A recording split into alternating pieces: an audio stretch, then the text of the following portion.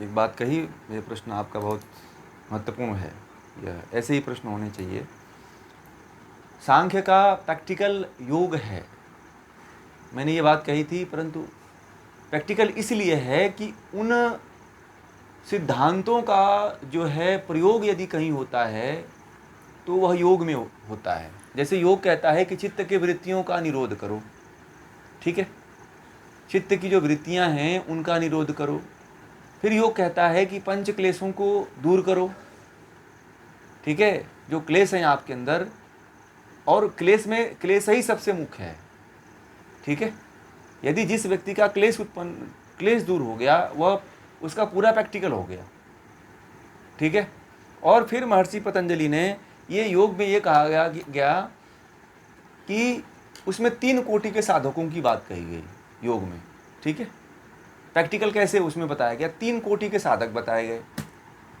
तो सबसे पहले वो योग दर्शन ये कहता है कि उच्च कोटि के साधकों की बात करता है, कि जो सबसे उच्च कोटि के साधक हैं, जो जिनका थोड़ा सा उनको मेहनत करके थोड़ा सा यदि एक धक्का लगा दिया जाए तो फिर परमात्मा तक पहुंच जाएंगे। बस एक ही प्रयास में वो सफल हो जाएंगे, ठीक है। तो उसके लिए उन्होंने बताया अभ्यास और वैराग्य, ठीक है। तो ये जो उत्तम कोटि के जो साधक होते हैं, तो उनके लिए महर्षि पतंजलि ने कहा कि अभ्यास और वैराग्य कर लो।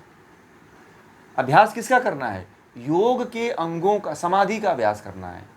तो पहले ही महर्षि पतंजलि जो है प्रथम पाद में समाधि पाद का वर्णन किया हुआ है। तो उन्होंने कहा कि समाधि का अभ्यास कर लो और वैराग्य उत्पन्न कर लो। वैराग्य को एकदम तीव्र कर दो और अभ्यास को तीव्र कर दो, तो तुम समाधि तक पहुंच जाओगे, असंप्रज्ञात समाधि को प्राप्त कर लोगे। फिर उन्होंने मध्यम कोटि के साधकों की बात कही कि यदि ये भी तुम नहीं कर पाते हो, कोई मध्यम कोटि का है, यदि उसको भी योग में कुछ प्रैक्टिकल बता दिया जाए, तो पहले उच्चतम कोटि के साधकों के लिए बताया कि अभ्यास और वैराग्य ये प्रैक्टिकल कर लो, और जो मध्यम कोटि के जो साधक थे उनके लिए महर्षि पतंजलि ने कहा कि तप, स्वाध्याय और ईश्वर प्रणिधान, ठीक है, तप कर लो। तप का मतलब होता है मान अपमान, लाभ हानि, जय पराजय, ठीक है, इसको तप कहते हैं। तपोद्वंद सहनम, द्वंद्वों को जो सह लेता है वही तप है, ठीक है। स्वाध्याय कर लो, ये जो आप कर रहे हो तो ये स्वाध्याय ही तो कर रहे हो ना, जो आप हमारे साथ मिलके कर रहे हो, ये क्या कर रहे हो, ये आप स्वाध्याय कर रहे हो। तो स्वाध्याय करो। एक तो यदि कोई विद्वान मिल जाता है, कोई आचार्य मिल जाता है, तो उसके माध्यम से स्वाध्याय करो। यदि उससे नहीं हो पाता है तो खुद से यदि समझ सकते हो तो खुद से करो। और ईश्वर प्रणिधान का तात्पर्य है कि ईश्वर के प्रति अपने आप को समर्पित कर दो। जो भी आप कर रहे हो, जो भी करने वाले हो, जो आपको मिल रहा है वो ईश्वर की कृपा से ही मिल रहा है। सब कुछ जो भी आपके साथ जो भी आपको मिल रहा है उसको ईश्वर को अर्पित कर दो कि सब ये ईश्वर ही कर रहा है, ठीक है।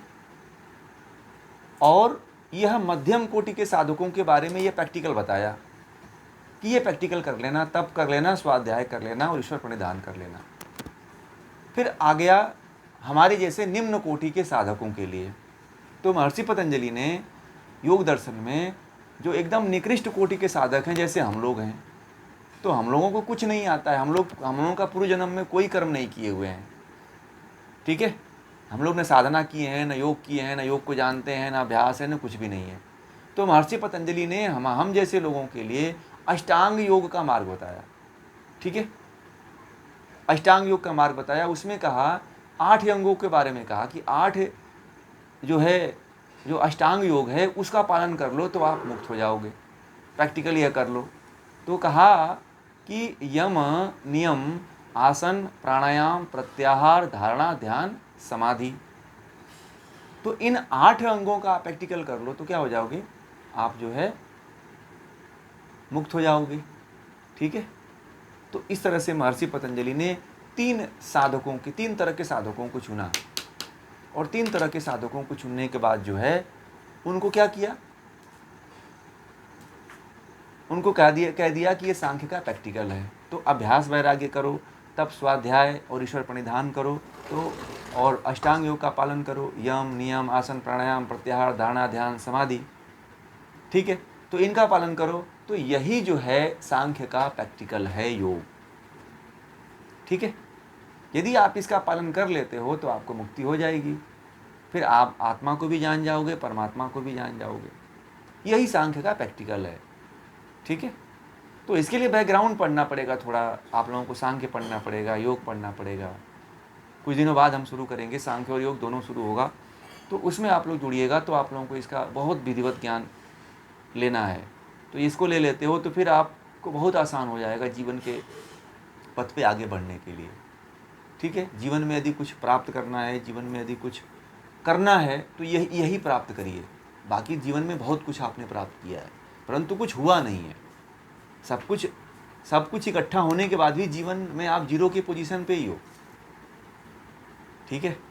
आत्मिक दृष्टि से, भौतिक रूप से आप भले बहुत ऊंचे हो गए आप लोग, मैं उसकी बात नहीं कह रहा, परंतु आत्मिक दृष्टि से आंतरिक धरातल पे आप अभी, आपका जो लेवल है, जो आपका स्तर है, अभी जीरो पे है।